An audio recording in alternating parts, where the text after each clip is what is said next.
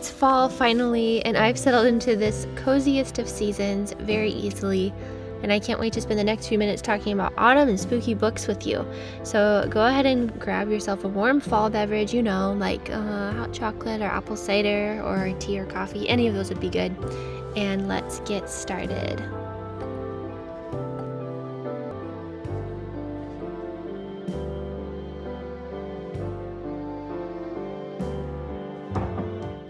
Hello, my name is Megan and welcome to my channel where we talk about books. Thank you so much for being here. I'm excited that you joined me today during this wonderful season of the year. Don't forget to consider subscribing to my channel either now or at the end of the video if you enjoy it, and don't forget to give it a like as well. I am so excited that it's October. I have the windows open. There's a nice chilly breeze, but it's not too cold yet, and I think it makes for the perfect reading weather. So first, let's talk about books that I already read this fall, also known as like September, and then after that we'll talk about books that I'm so excited to read and to kind of cram into the month of October.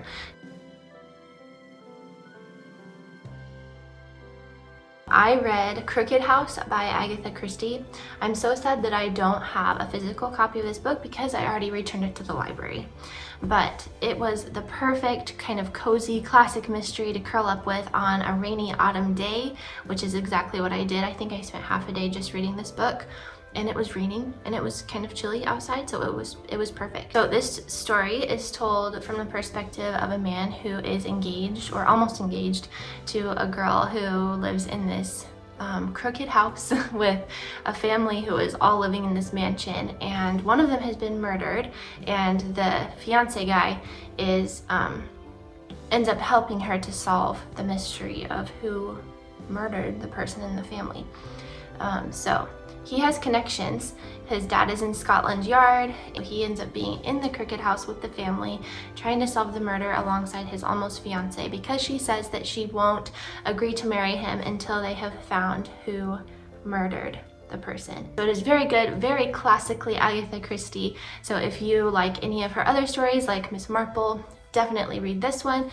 Also read it if you just like a classic whodunit murder mystery. Perfect for the fall. I listened to the audiobook for The Paris Apartment. This one is about a 20-something-year-old girl named Jess who needs a fresh start in life. So she goes to stay with her brother Ben, who lives in the Paris apartment.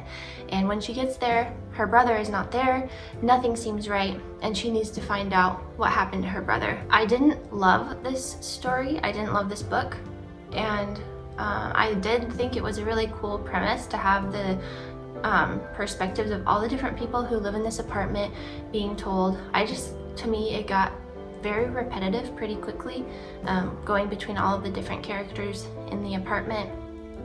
It reminded me of, or the idea of it, the premise of it reminded me of The Girl on a Train, which I like, but it didn't turn out. It was just, it bogged me down, and it was a little bit too slow paced for some reason, and that could just totally be me. You might love it, especially if you like The Girl on a Train. Try it out and see if you like it, if it was just me. To me, the writing, Lucy Foley's writing, was just okay, but do try this book out if you like The Girl on a Train, or is it The Girl on the Train? The Girl on the Train? Or The Girl on a Train? I don't remember. Also, try reading The Paris Apartment if you like stories told from multiple different perspectives of different characters.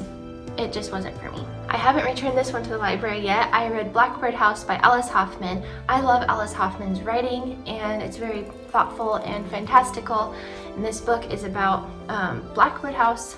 It's kind of a bunch of different short stories. Well, not short stories, but it jumps between characters over the course of a couple centuries, but they're all tied together through the location, which is this house. Nestled in Blackbird House, a small farm on the outer reaches of Cape Cod, John Hadley dreams that his family will prosper.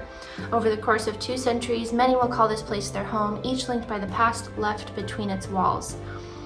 Then it goes on. From the late 18th century to the modern day, each generation is connected to the ones before, to the underlying lessons of love, shattering secrets, and the enduring power of hearth and home. This was good. Like I said, I love Alice Hoffman's writing style. I love magic lessons especially. So personally, it didn't allow me to really get to know the characters deeply enough like I wanted to before it moved on to the next set of characters in the house. So that was just, it didn't quite pull it off for me as far as that goes, and I'm someone who loves short stories, but for some reason this just didn't track like I was hoping that it would. Read this if you like practical magic or magic lessons, and especially if you enjoy an overarching theme that ties a bunch of different characters together, tied by the common setting.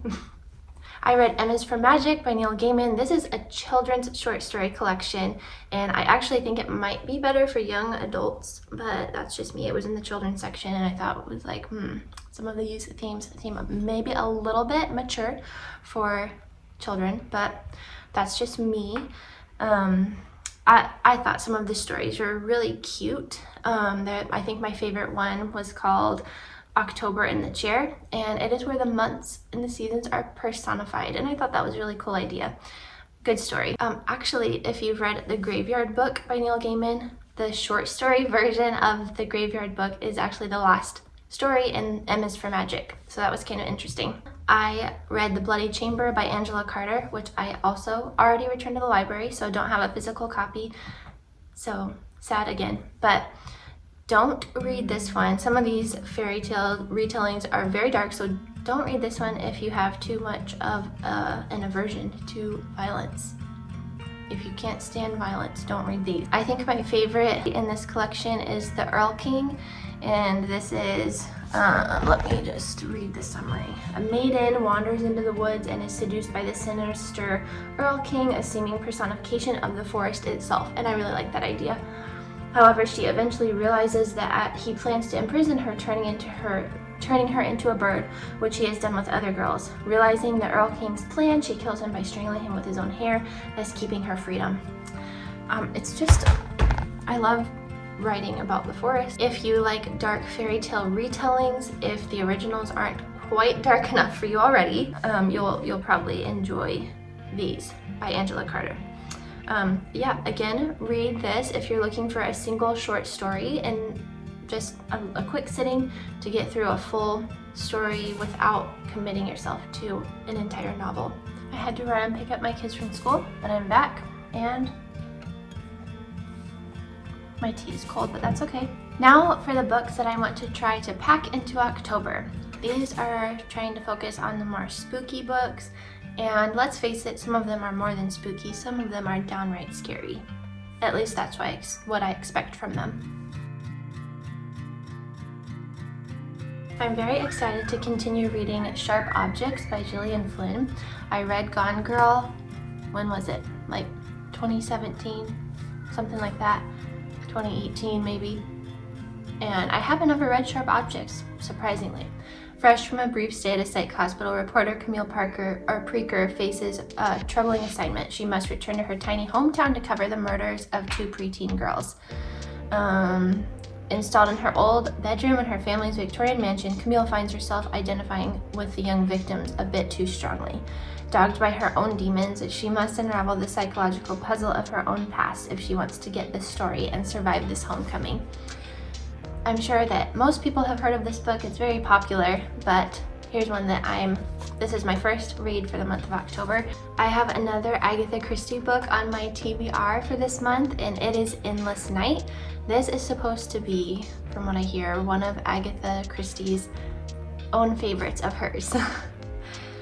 Endless Night is a critically acclaimed classic crime thriller from the beloved Queen of Mystery. When penniless Michael Rogers discovers the beautiful house at Gypsy's Acre and then meets the heiress Ellie, it seems that all his dreams have come true at once. But he ignores an old woman's warning of an ancient curse. And evil begins to stir in paradise. As Michael soon learns, Gypsy's Acre is the place where fatal accidents happen. So far, my library never has this on the shelves, so I might just order it, but I am trying to read as many of these books as I can from the library, because as much as I love owning books and adding them into my collection, it is not the most cost-effective thing to do right now, so I am trying to read a lot from the library, which is why I don't have a lot of the physical copies of these yet. I plan to read Slewfoot by Brom. And this one I wanted to read this one last year, but just never got my hands on a copy. So, Connecticut, 1666. An ancient spirit awakens in a dark wood. The wild folk call him Father, Slayer, Protector. The colonists call him Slewfoot, Demon, Devil. This terrifying tale of bewitchery features more than 24 of Brom's haunting full-color paintings and brilliant end papers, fully immersing readers in this wild and unforgiving world. So, I hope that this one isn't cheesy. I don't know. I've heard really good things about it, but I'm a little worried that it's going to be on the cheesy side, more like Grady Hendrix style or something. I don't think it's supposed to be, but I'm excited to read it, but at the same time, my expectations aren't too incredibly high. So after I read it, I'll let you know what I think. The Maidens by Alex Michaelides. Don't know if I'm saying that right, but this is my audiobook for the present. It's really good so far. I'm really picky about audiobook narrators or whoever reads them. But so far, this one has been very promising, and that has been lovely. Edward Fosca is a murderer. Of this, Mariana is certain. But Fosca is untouchable, a handsome and charismatic Greek tragedy professor at Cambridge University, so it sounds a lot like The Secret History. Fosca is adored by staff and students alike, particularly by the members of a secret society of female students known as the Maidens. So it's like dark academia. And I'm excited to get more deeply into this one. Haven't gotten too far, but it's going to be a good audiobook for October, I think. I'm going to finish reading The Institute by Stephen King. I started reading this one 2 or 3 years ago, and I borrowed it through the library as an ebook, and my borrow went away before I could finish it. I didn't read it fast enough, but I was really enjoying it, and for some reason I just never checked it out again. And so I bought a copy, and I'm very excited to finally see what happens in this story. In the middle of the night, intruders silently murder young Luke Ellis's parents and steal him away from his suburban Minneapolis home, an operation that takes less than 2 minutes. Luke will wake up in a faraway room that looks just like his own, except there's no window. And outside his door are several other doors, behind which are several other kids with very special abilities, and who arrived at wherever here is in the same way Luke did. They're all localized in the area known as front half, which is a good thing. No one ever returns from back half. Nevertheless, the incarcerated children are intended to serve, given that the staff is ruthlessly dedicated to extracting the force of their extra-normal gifts. Cooperation is rewarded, and resistance means brutality. And they keep disappearing into the back half, and Luke is going to try to escape. And that is as far as I have gotten in this book, which coincides with the synopsis on the back. So now I finally have it, and I can see what happens. Read this book if you like telekinesis and telepathy. Read this if you like Stranger Things. Read this if you like stories about homes/prisons for the specially gifted. Another audiobook that I have planned for this October is The Death of Jane Lawrence by Caitlin Starling. This is a gothic horror novel, and it has been likened to Rebecca by Daphne du Maurier and Shirley Jackson, both of which and whom I really like, and so I have high hopes for this one. I always like to reread one of the Edgar Allan Poe short stories during this time of year. This year I think I'm going to choose The Fall of the House of Usher. This one is by no means a match for the spooky season, but I am going to continue reading The Trouble with Poetry and Other Poems by Billy Collins. I like having just a little poem to read here and there as I go throughout the day, and these are about 2 pages per poem usually. I love Billy Collins. He's funny and witty and reflective all at once. So if you haven't read him, I recommend Billy Collins for poetry. So go read some. It's online, or you can get a book. If I have extra time during October, I do want to try to read Things We Say in the Dark.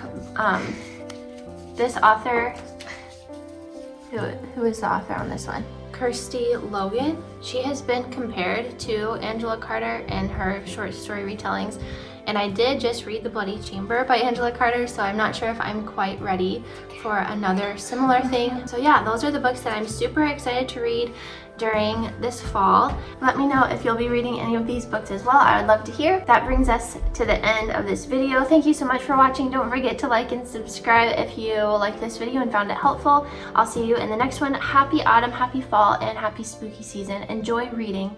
See you next time. Bye!